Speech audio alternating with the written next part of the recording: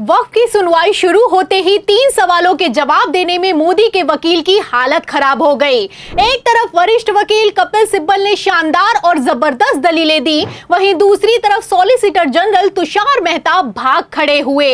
तो किन 3 सवालों के चलते सुप्रीम कोर्ट में फंस गया है वक्फ कानून, आपको बताएंगे। कपिल सिब्बल की दलीलों पर सीजीआई गवाही ने क्या आदेश पारित किया है, उस पर भी आएंगे। लेकिन खबर में सबसे पहले किस तरीके से कपिल सिब्बल ने मोदी सरकार की भरे कोर्ट रूम में धज्जियां उड़ाकर रख दी हैं, बिग ब्रेकिंग देखिए। खबर आप देखिए जागरण की। देखिए इस खबर में लिखा हुआ है कि वक्फ अल्लाह को दिया दान, संपत्ति ट्रांसफर नहीं की जा सकती, सुप्रीम कोर्ट में कपिल सिब्बल ने दलील दी है। तो आप देख सकते हैं कि किस तरीके से कपिल सिब्बल ने कमान संभाली है और एक लाइन में ही मोदी सरकार को भरे कोर्ट रूम में एक्सपोज करके रख दिया है। कपिल सिब्बल ने साफ साफ कह दिया है जो ये वक्फ की प्रॉपर्टीज हैं ये अल्लाह के नाम पर दान दिया जाता है, अब इस दान पर कब्जा नहीं किया जा सकता है और ये जो प्रॉपर्टीज हैं इनको ट्रांसफर नहीं किया जा सकता है। आपको बता दें कपिल सिब्बल का इतना बोलना भर था, तुषार मेहता जो कि मोदी के वकील हैं उनकी बोलती बंद हो गई, क्योंकि कपिल सिब्बल ने ऐसी दलील दी है कि मोदी सरकार के पास डिफेंड करने के लिए कोई तर्क ही नहीं है। तो कपिल सिब्बल ने ऐसा क्या कह दिया है, मैं आपको उनके बयान का मेन पॉइंट पढ़कर सुना भी देती हूं। खबर आप देखिए हिंदुस्तान की, इसमें लिखा भी हुआ है कि कपिल सिब्बल ने वक्फ एक्ट को गलत ठहराते हुए कहा, इसे यह कहते हुए लाया गया कि वक्फ का इससे संरक्षण होगा लेकिन उससे तो कब्जा होगा।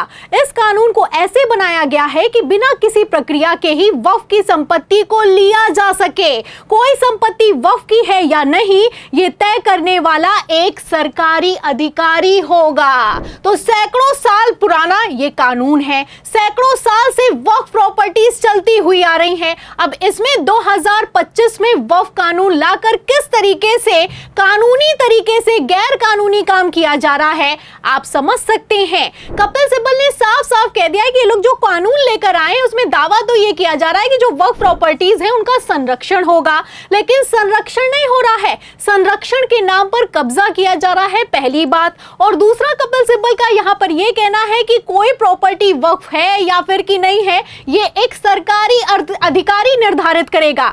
अरे जो सरकारी अधिकारी सुप्रीम कोर्ट के आदेश का पालन नहीं कर सकता है, अंतरिम रोक के बावजूद उत्तराखंड में आधी रात बिना नोटिस दिए दरगाह पर बुलडोजर चला सकता है, वो वक्फ के कानून के तहत कैसे काम करेगा समझने वाले अपने आप में समझते हैं। फिलहाल इसी को लेकर कपिल सिब्बल का कहना है कि ये लोग मनमानी पर उतारू हो गए हैं और जो अल्लाह के नाम संपत्ति दान की गई है उस पर कब्जा करने की पूरी तैयारी कर चुके हैं। और यहीं पर कपिल सिब्बल नहीं रुके, कपिल सिब्बल ने आगे ये कह दिया है कि ये लोग पहले तो कब्जा करेंगे, फिर जो वक्फ की प्रॉपर्टीज हैं वहां पर पूजा अर्चना करने पर भी रोक लगा देंगे, नमाज पढ़ने तक पर रोक लगा देंगे। क्या कहना है कपिल सिब्बल का, और कपिल सिब्बल ने कितनी शानदार दलीलें दी हैं आप ध्यान से सुनिएगा।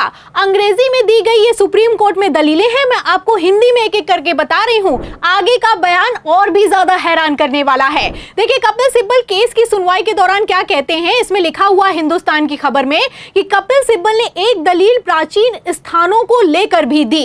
उन्होंने कहा कि कुछ ऐतिहासिक स्मारक हैं, उन्हें पहले जब सरकार के नियंत्रण में लिया जाता था तब भी उनका वक्फ का दर्जा खत्म नहीं होता था। अब यदि किसी वक्फ संपत्ति को स्मारक का दर्जा मिलेगा तो फिर उसे वक्फ नहीं माना जाएगा, फिर एक बार जब वक्फ का दर्जा समाप्त हो जाएगा तो लोगों को प्रार्थना करने से भी रोक दिया जाएगा। इस तरह स्वतंत्रता के साथ उपासना करने का अधिकार प्रभावित होगा। तो आप देख सकते हैं कपिल सिब्बल ने साफ कह दिया है। कपिल सिब्बल ने उदाहरण के तौर पर जामा मस्जिद का उदाहरण भी लिया है और उन्होंने साफ कह दिया है कि ये लोग पहले तो कब्जा करेंगे फिर उसके बाद में पूजा अर्चना करने पर रोक लगा देंगे और इस तरीके से ये कानून पूरी तरीके से वक्फ को खत्म करने के लिए लाया गया है।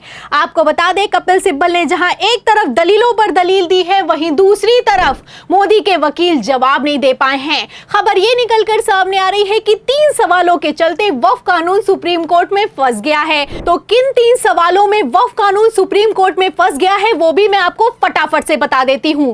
देखिए जागरण की खबर में लिखा हुआ है कि वक्फ बाय यूजर में वो संपत्तियां आती हैं जो वक्फ बोर्ड को दान में नहीं मिली हैं, लेकिन उनका इस्तेमाल लंबे समय से वक्फ के लिए किया जा रहा है। तो कपिल सिब्बल ने साफ कह दिया है कि सैकड़ों सालों से किया जा रहा है, 400 साल पुराना है, 200 साल पुराना है, जिसे किसने दान दिया, किसने रजिस्टर किया, किसी को नहीं पता है, लेकिन वो सैकड़ों सालों से वो प्रॉपर्टी वक्फ के पास है। ऐसे हालातों में उसके कागज कहां से आएंगे? आगे सुनिए। दूसरा मुद्दा वक्फ बोर्ड में गैर मुस्लिम सदस्यों की एंट्री को लेकर है। तो आप अच्छे से जानते हैं कि साफ साफ 2025 के वक्फ कानून में कह दिया गया है कि जो वक्फ बोर्ड बनेगा उसमें गैर मुस्लिमों को भी शामिल किया जाएगा।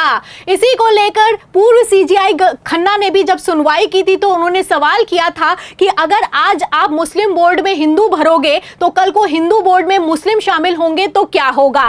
इस पर मोदी सरकार किसी तरह का जवाब नहीं दे पाई थी और अब भी जवाब नहीं दे पा रही है। तीसरे मुद्दे की अगर बात की जाए तो उसमें लिखा है कि वक्फ कानून में मौजूद प्रावधान का है जिसमें वक्फ संपत्तियों की जांच का अधिकार कलेक्टर को दे दिया गया है। अब कलेक्टर कौन होता है और कलेक्टर किसका आदमी होता है आप अच्छे से जानते हैं। तो एक एक सवाल से आप अंदाजा लगा सकते हैं कि किस तरीके से सुप्रीम कोर्ट में वक्फ कानून बुरी तरीके से फंस गया है।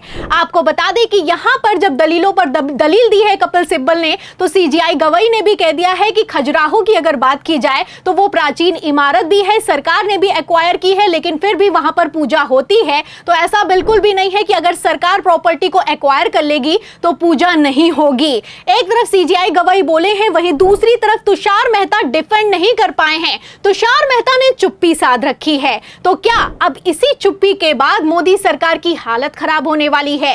क्या वक्फ कानून सुप्रीम कोर्ट से कैंसिल होने वाला है? क्या वक्फ कानून पर स्टे लगने वाला है? क्योंकि सीजीआई गवई ने एक बयान दिया है और यह बयान भयंकर तौर पर सोशल मीडिया पर वायरल भी हो रहा है। खबर आप देख सकते हैं एनडीटीवी की, इसमें लिखा भी हुआ है कि need strong case for interim stay, मतलब कि अंतरिम रोक लगाने के लिए मुझे बहुत मजबूत केस चाहिए होगा। तो एक तरफ कपिल सिब्बल तो मजबूती के साथ खड़े हुए हैं, लेकिन सवाल तो इस बात का खड़ा होता है कि क्या मोदी सरकार मजबूती से जवाब दे पाएगी? क्या वक्फ कानून सुप्रीम कोर्ट से कैंसिल होने की नौबत आ गई है? क्योंकि जितनी हालत खराब मोदी सरकार की है, ऐसे में कई तरह के कयास लगाए जा रहे हैं। आपको बता दें कि जहां एक तरफ सीजीआई गवई का बयान निकलकर सामने आया है, वहीं दूसरी तरफ सुप्रीम कोर्ट में दाखिल किए गए हलफनामे में मोदी सरकार ने कह दिया है कि संसद से पारित कानून को सुप्रीम कोर्ट कैंसिल नहीं कर सकता है। अब ये कानून कैंसिल हो जाएगा या फिर कि स्टे लग जाएगा, आपको क्या लगता है? इस सवाल के जवाब में इस पूरी रिपोर्ट पर, सुप्रीम कोर्ट की सुनवाई पर, कपिल सिब्बल की जबरदस्त दलीलों पर जो भी आप सोचते हैं हमें कमेंट बॉक्स में जरूर लिखें। वीडियो को ज्यादा से ज्यादा शेयर करें, हमारे चैनल को लाइक करें, सब्सक्राइब करें, ज्वाइन करें। फिर मिलती हूँ अगली खबर के साथ, तब तक के लिए धन्यवाद।